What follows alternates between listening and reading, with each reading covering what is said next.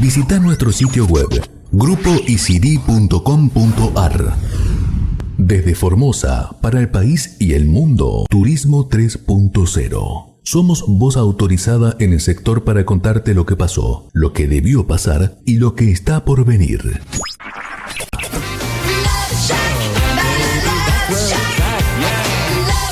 Casi 29 minutos ya ahí mientras escuchábamos a esta banda grosísima, los B52, que vaya que marcaron una época también, ¿eh?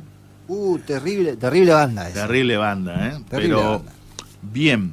A ver, continuando con nuestra agenda de programa, nosotros habíamos, mientras esperamos una llamada telefónica, comentado un poquito que el pasado 10 de octubre se cumplieron 47 años de lo que algunos consideran fue la masacre de Rincón Bomba, otros se quisieron excusar con que fue defenderse de un malón de aborígenes, pero hubo una realidad, o sea, hay una realidad. En ese lugar hubo una matanza, y se puede decir así porque no fue una pelea pareja, no fue, digamos, que ambos bandos tenían en claro que había que derrotar al contrario, simplemente un grupo de aborígenes que fue masacrado, así como suena, por la Gendarmería Nacional, por órdenes, obviamente, de arriba. Sí, tenía que ver. Poneme en contexto. Sí, bueno, en 1947 todavía estábamos dentro de lo que es el territorio nacional de Formosa, con la presidencia de Juan Domingo Perón. Uh-huh. La Gendarmería Nacional abrió fuego sobre comunidades indígenas en Formosa, cientos de pilagá asesinados, violaciones de mujeres, muerte de ancianos y niños. ¿Qué pasó básicamente, no? Varias familias vivían en el paraje de La Bomba, cerca del pueblo de Las Lomitas, entre ellas la del cacique Oñedié y las de Maliodí, que es Julio Quiroga, y Setcoquí, Melitón Domínguez, dos niños que trabajaban en la cocina del Escuadrón 18 de Gendarmería Nacional. En aquellos tiempos, el territorio nacional de Formosa, espacio fronterizo por excelencia, era patrullado por escuadrones que ocupaban los antiguos edificios que el ejército de caballería había utilizado en la llamada Campaña del Desierto Verde, cuyo objetivo era apropiarse de la región y controlar la mano de obra. Mucho tenía que ver eso también con esta parte de lo que se había hecho antes con la conquista del desierto, de alguna u otra manera. Desde la consolidación del Estado Nacional hasta mediados del siglo XX, las masacres no se detuvieron, tampoco la resistencia de los pueblos indígenas.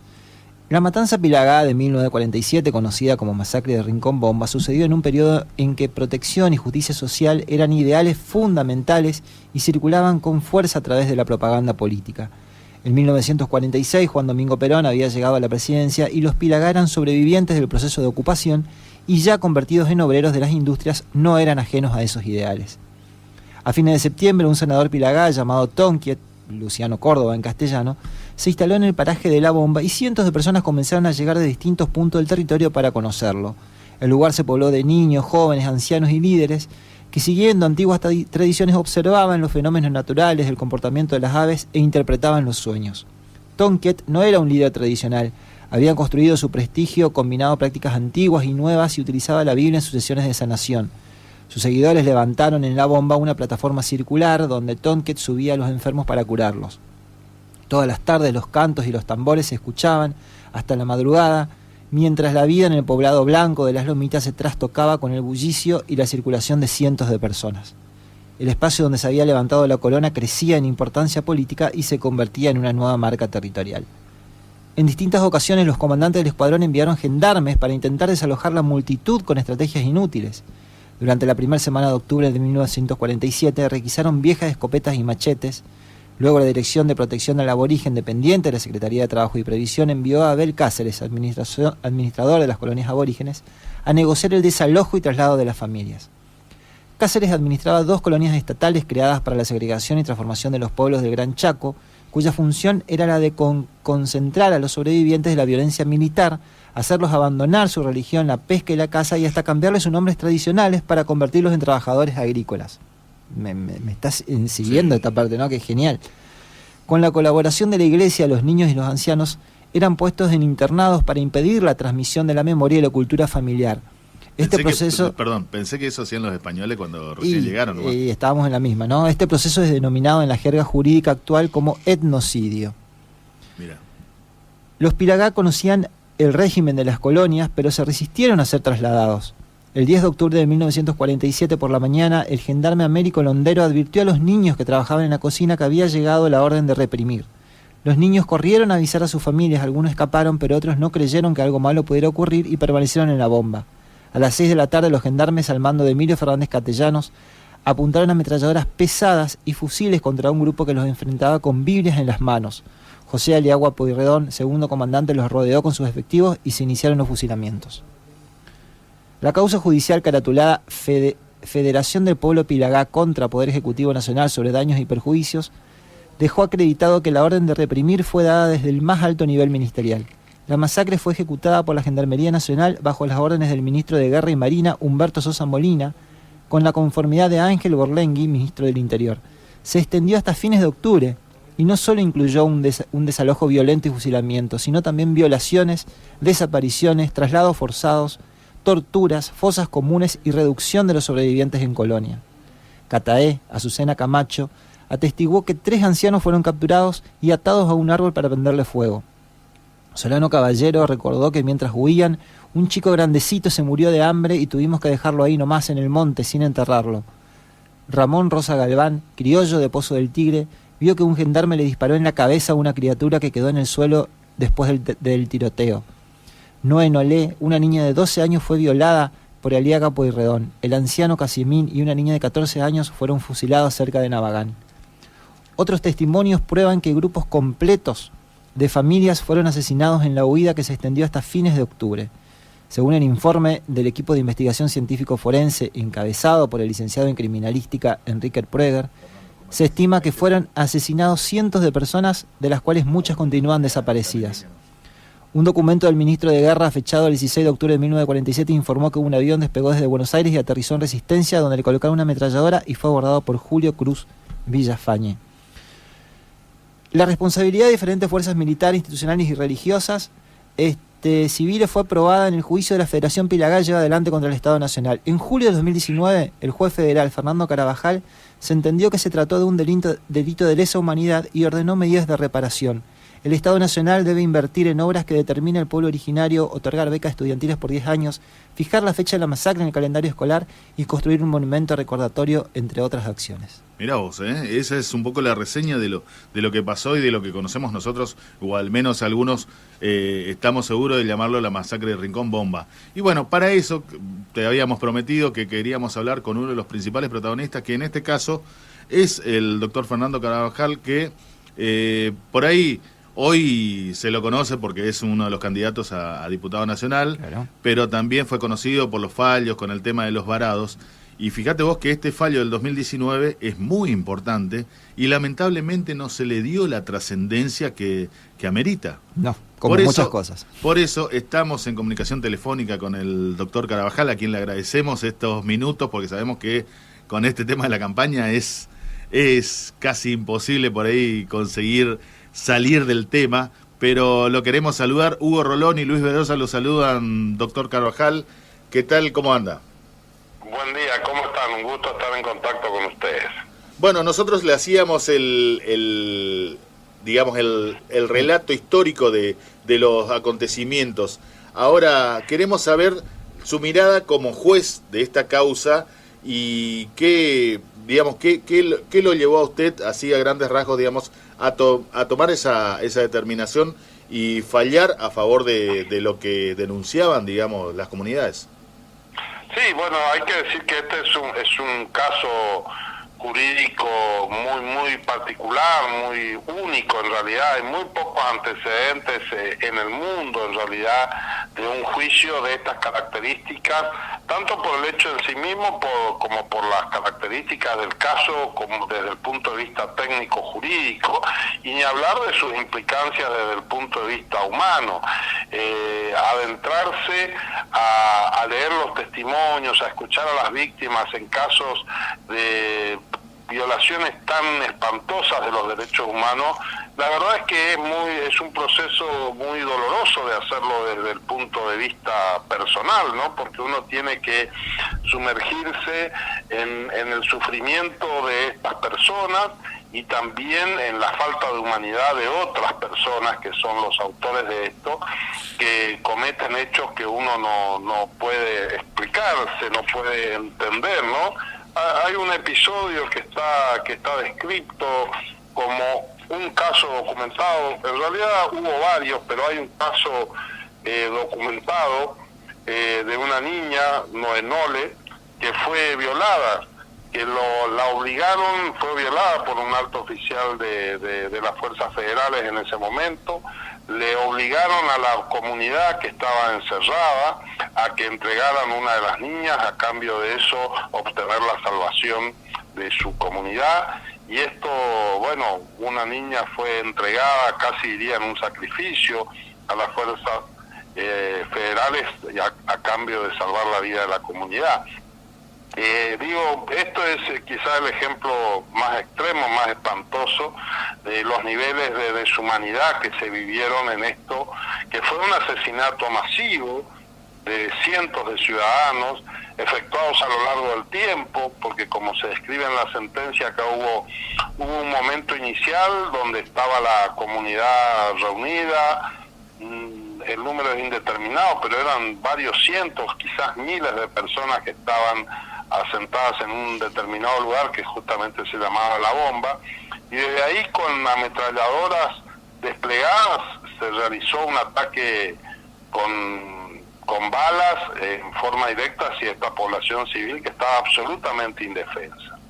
Y esto no terminó ahí, sino que después de esto comenzó un segundo tramo todavía más duro, que fue la persecución de esta población que estaba en fuga en el monte, por supuesto sin agua, sin comida, sin sus enseres básicos, huyendo a través del monte, y las fuerzas persiguiéndolas. Y como parecía que esto no era suficiente, hicieron traer un avión desde Buenos Aires, al cual le montaron una ametralladora, y desde el aire con la ametralladora también disparaban contra la población indígena. Entonces, y el último tramo, que fue a los que lograron sobrevivir, que se escaparon, que huyeron, finalmente encerrarlos en reducciones, donde fueron quitados todos sus derechos, sometidos a trabajo esclavo, y llevados a la más absoluta de las indignidades. Todo esto pasó acá en Formosa,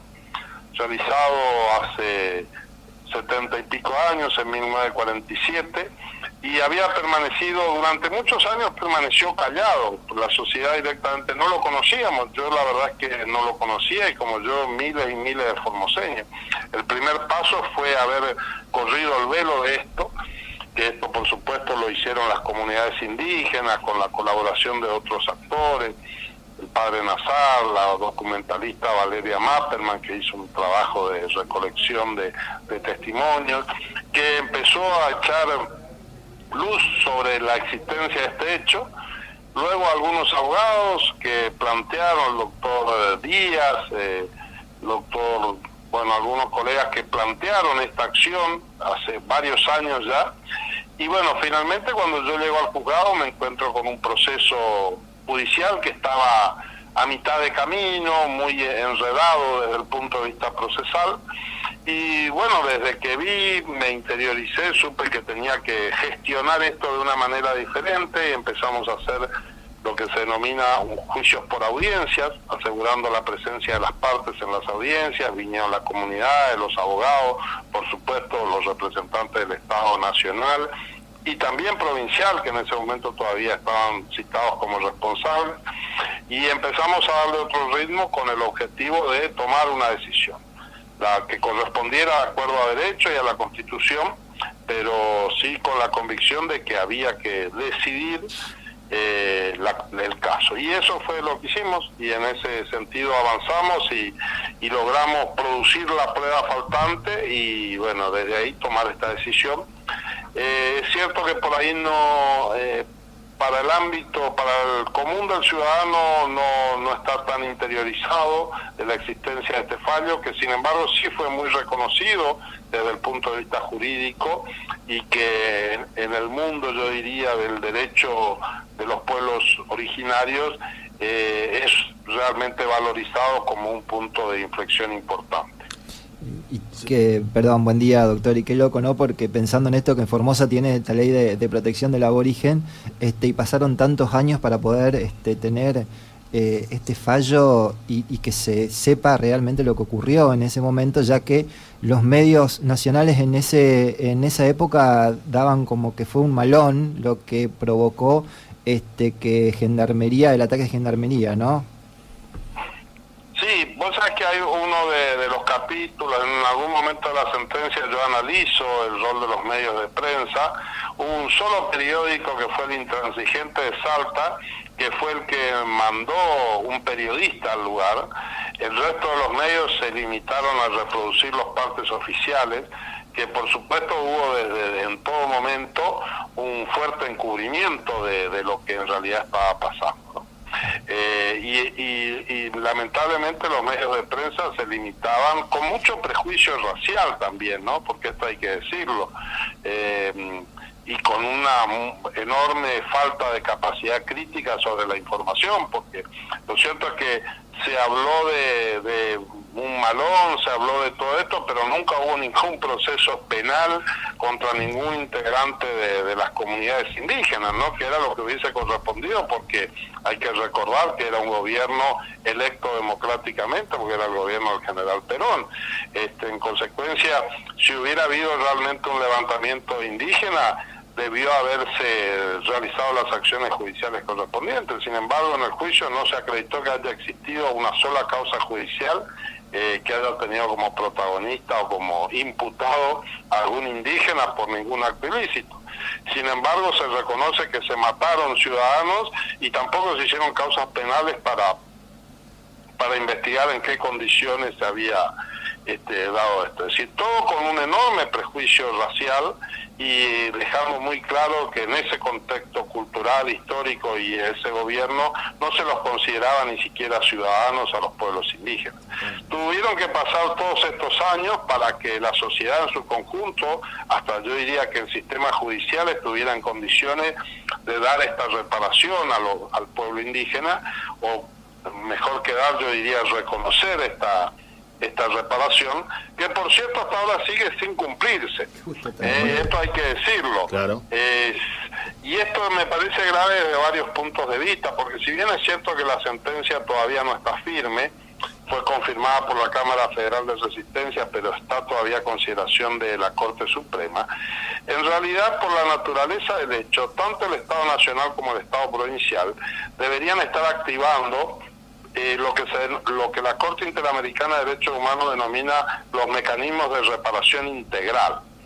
Yo escuchaba que ustedes recién leían al principio algunas de las indemnizaciones que se establecieron en la sentencia, pero en la sentencia hay una parte donde claramente se dice, y esto lo ha confirmado la Cámara Federal de Resistencia, que estas indemnizaciones no son todo lo que se le debe al pueblo Pilagá, que en realidad desde el momento en que se reconoce que estos hechos fueron delitos de lesa humanidad cometidos en perjuicio de la comunidad, los estados tienen la obligación de dar a estos pueblos una reparación integral, de los cuales las indemnizaciones que se reconocen en el marco del juicio son solamente una parte. Y sin embargo, y esto es algo que no está cuestionado, y sin embargo ni el Estado Nacional ni el Estado Provincial han realizado actos tendientes a empezar a cumplir con esto.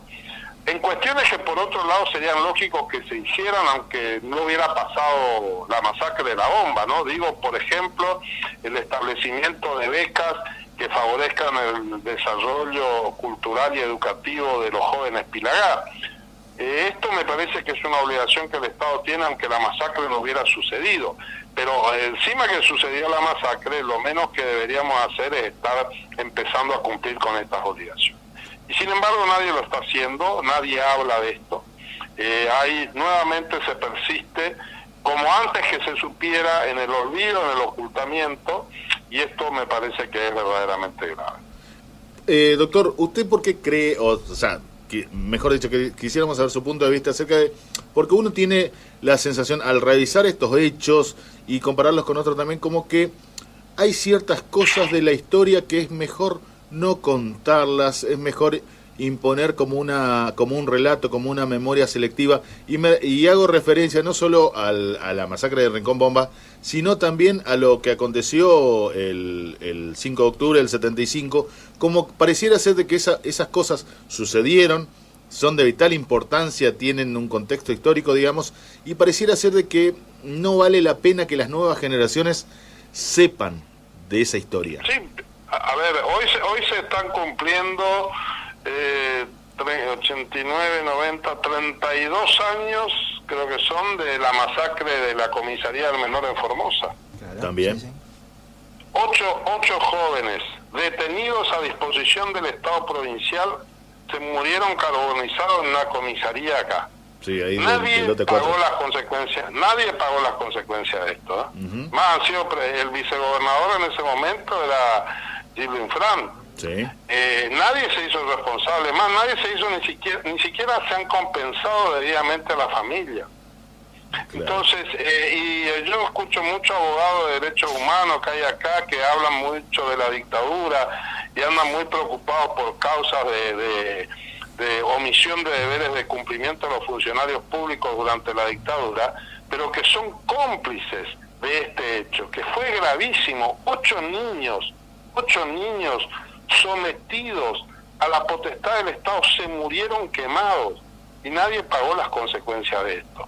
Y hay una sociedad y hay una dirigencia política que ha sido cómplice de esto, y que continúan hasta ahora, y muchos hablan y se rasgan las vestiduras de los derechos humanos, pero parece que solo importa si se violaron los derechos humanos desde el 76 hasta el 83, y ni hablar de lo que ha pasado durante el año pasado, donde también hubo en la provincia de Formosa una violación sistemática de derechos humanos, y hasta ahora tenemos que escuchar a los funcionarios del gobierno defendiendo estas cosas que, por supuesto, van a tener que rendir cuenta de la justicia. La justicia de los derechos humanos a veces tarda, pero como se demostró en Rincón Bomba, indefectiblemente llega, porque los hechos son tan graves, tan aberrantes, que en algún momento la justicia llega. Y bueno, yo creo que es necesario y es obligación de los medios de comunicación, sobre todo, volver a sacar el tema sobre la mesa, ponerlo en la mesa,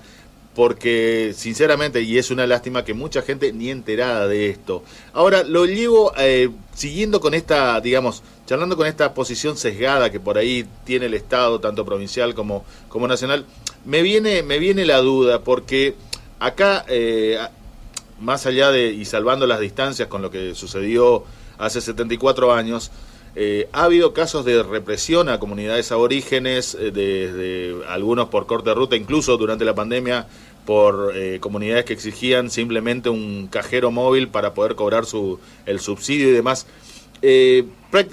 Pareciera ser que a los originarios en esta zona del país, cuando quieren reclamar sus derechos y le caen con todo el peso, pero uno observa lo que está sucediendo en Patagonia y con comunidades que dudosamente son originarias, o como le decimos nosotros por ahí, pseudo mapuches, que ni siquiera reconocen al Estado Nacional, y pareciera ser de que el gobierno no dice nada, cuando uno, sin ser, digamos, un erudito de las leyes, sabe que si va a otro territorio, digamos, uno va a Paraguay y desconoce el Estado paraguayo, te caen con todo el peso de la ley. Sí, acá tenemos, hay que decir esto, el régimen de Gildo Infran es profundamente racista, ¿sí? Profundamente racista. Te puedo dar ejemplos concretos. El primer ejemplo de racismo es que el Instituto de Comunidades Aborígenes está presidido por un blanco, por un criollo. Sí. ¿Por qué? ¿Cuál es la lógica? Creamos una repartición del Estado para ocuparse de los problemas indígenas, y en vez de poner un indígena a cargo, ponemos un blanco, un criollo, con una concepción absolutamente paternalista. Otro ejemplo fue durante la pandemia, cuando hubo que hacer cuarentena a las comunidades aborígenes, los mandaron a hacer en una carpa en el monte. Sí, con 40 y pico de grados. Con 40 y pico de grados, y según el ministro, fíjate el término que usó en esa oportunidad el ministro González, los muchachos. Los muchachos, refiriéndose a ciudadanos adultos como los muchachos, así como hacen los racistas en Estados Unidos, que a los afroamericanos los llamaban boy, chico, muchacho. Sí. Ese es propio del lenguaje racista. Son ciudadanos. ¿Quién se cree él para llamarlo de muchachos? No, yo a los muchachos los conozco. ¿Qué conoce? Entonces, ¿por qué hacen? Pues son racistas. Son profundamente racistas. Y esto lo demuestran en todo y en cada uno de sus actos, y esto es lo que tenemos que empezar a cambiar. Tenemos que empezar a tener una mirada diferente, orgullosa de nuestra diversidad cultural, de nuestra diversidad racial, entender que eso es un patrimonio. Hay que devolverle el Instituto de Comunidades Aborígenes a los aborígenes, hay que darle un presupuesto propio. Sí, tenemos las regalías petroleras que supuestamente iban a ser utilizadas para el desarrollo del oeste. No hicieron nada, no sabemos dónde va esa plata, nos podemos imaginar, pero no lo sabemos. No se derramó ninguna gota de petróleo en esa zona porque uno va y ve la miseria. Todo eso tendría que estar administrado por el Instituto de Comunidades Aborígenes, manejado por los aborígenes, con el mecanismo. Hoy justamente estuvimos dando un seminario de presupuesto participativo. Tendrían que ser las comunidades aborígenes las que estén discutiendo hacia qué se van a destinar esos fondos. No un funcionario blanco que termina decidiendo comprarse camionetas para ellos. Claro. Por eso es un tema. Un colega suyo me comentaba que era docente en una universidad privada, que ellos le dictaban clase a dos chicos de la comunidad Wichí, si no estoy errado, y que lamentablemente no pudieron continuar con su curso. Estaban estudiando Derecho y no pudieron continuar porque si bien ellos accedieron a brindarle clases sin cobrar los honorarios por parte de una universidad privada, el Estado, a través de la mesa del COVID, no autorizó que ellos puedan cursar. Y estamos hablando de 2 alumnos para que puedan hacer clases presenciales en un aula. O sea, imagínese usted el interés que tienen por permitirles a ellos hacerse de herramientas para progresar en el futuro. Totalmente. Mira, te cuento, hace un tiempo estuve en Colonia La Primavera y un joven comentaba que él se había recibido de enfermero acá en la Universidad Nacional de Formosa, con la intención de volver a su comunidad. Estaba en su comunidad como enfermero para delegado sanitario, hacía 7 años que estaba esperando su designación. Y en el intermedio designaron agentes sanitarios, pero designaron agentes sanitarios blancos. Y el indígena que se formó, que se capacitó en la universidad, seguía esperando. Entonces, acá hay que entender que tenemos que la sociedad blanca, la sociedad en su conjunto, tenemos una deuda con los pueblos indígenas. Y tenemos que empezar a pagar esa deuda. Y esto es imprescindible para la paz social. Yo sé que hay mucho enojo en muchos sectores por los cortes de ruta de los pueblos indígenas. Claro, a todos nos afecta y nos molesta esto. Pero hay que redirigir ese enojo, porque hay que entender que los responsables de esos cortes no son los pueblos indígenas. Es el gobierno que no manda ni siquiera un funcionario a preguntarle qué les pasa. Claro. Cuando manda un funcionario uniformado a meterle palo. Pero a veces esos cortes, tienen que saberlo todos los ciudadanos, están 2, 3 meses ahí, no va ningún funcionario del Instituto de Comunidades de Orígenes, de la Defensoría del Pueblo, no va nadie, los ignora. Bueno, estuvieron casi por cansancio, por hambre o por el sol. Feliz Día y algunos integrantes de la comunidad estuvieron casi 9 meses ahí en el obelisco y parecía ser de que eran, no sé, vendedores ambulantes que la gente pasaba de largo nada más. Así es. Lamentablemente esa es la realidad. Por eso creo que el recuperar la memoria del nivel de sufrimiento que hemos infligido a estos pueblos, no estamos hablando de 1492, cuando llegó Colón, estamos hablando ahora de hace pocas décadas, claro, cuando gobiernos supuestamente democráticos se permitieron matar desde un avión a los integrantes, a indígenas que huían semidesnudos, hambrientos, con sed, por el medio del monte. Eso hemos hecho. A ver si nos hacemos cargo de la responsabilidad histórica que tenemos de empezar a cambiar las cosas. Totalmente.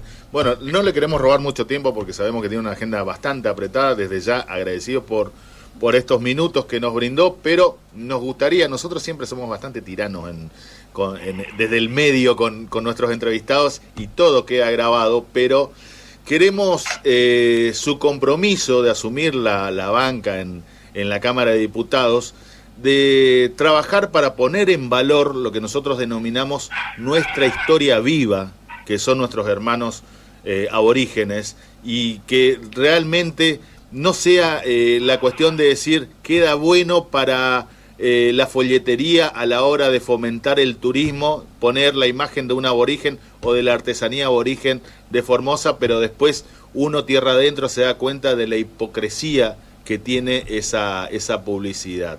Por eso queremos su compromiso al aire. Sí, cómo no. Creo que mi compromiso personal ya lo demostré cuando estaba en otra función, que fue a través del trabajo realizado, ¿no?